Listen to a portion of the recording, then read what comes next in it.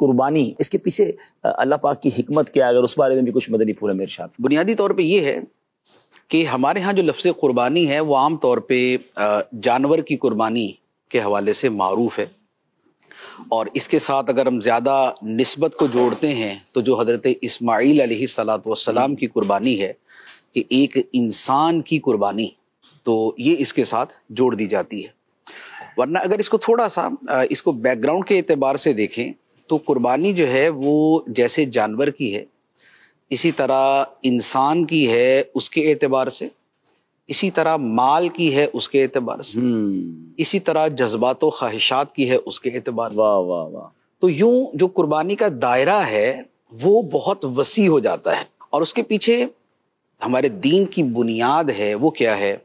ایک تو معروف آیت مبارکہ ہے جو فرمایا قل ان صلاتی و نسکی و محیای و مماتی للہ رب العالمین، واہ واہ واہ، کہ اے حبیب تم فرما دو بے شک میری نماز اور میری قربانی اور میرا جینا اور میرا مرنا سب اللہ کے لیے ہے جو سارے جہانوں کا پالنے والا ہے۔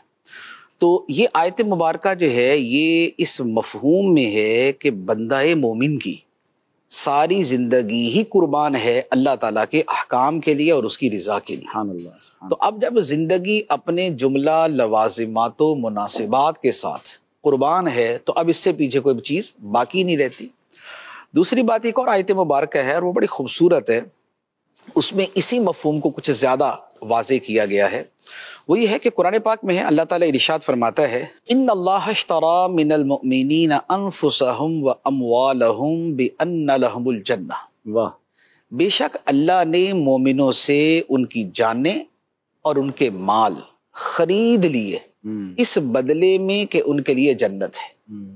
تو جنت صلہ ہے اور بدلہ ہے، اور اس کے لیے قربانی دینی پڑتی ہے جان کی اور مال کی۔ سبحان اللہ۔ تو یہ جان اور مال کی جو قربانی ہے تو یہ بنیادی طور پہ یہ دونوں ہی صورتوں پر مشتمل ہے۔ اچھا، اسی طرح پھر ایک تیسری آیت مبارکہ ہے، اس میں بھی جو جان اللہ تعالیٰ کے لیے پیش کرنا ہے اس کے حوالے سے کلام ہے۔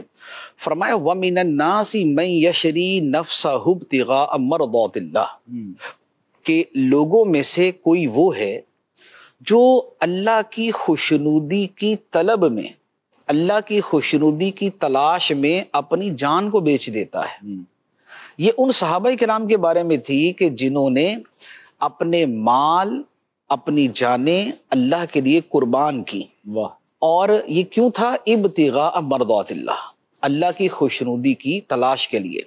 تو سب سے بنیادی چیز ہے خدا کو راضی کرنا، ٹھیک ہے، جو اصل الاصول ہے، جو تمام عبادتوں کی بنیاد ہے، جو تمام ریاضتوں کی بنیاد ہے، جو تمام مجاہدوں کا مقصد ہے، جو تمام قربانیوں کی حکمت ہے، وہ اللہ تعالیٰ کی رضا ہے۔ سبحان اللہ۔ اب وہ رضا جان کی قربانی کی صورت میں ہو، وہ مال کی قربانی کی صورت میں ہو، یا وہ کسی اور عبادت کی صورت میں ہو،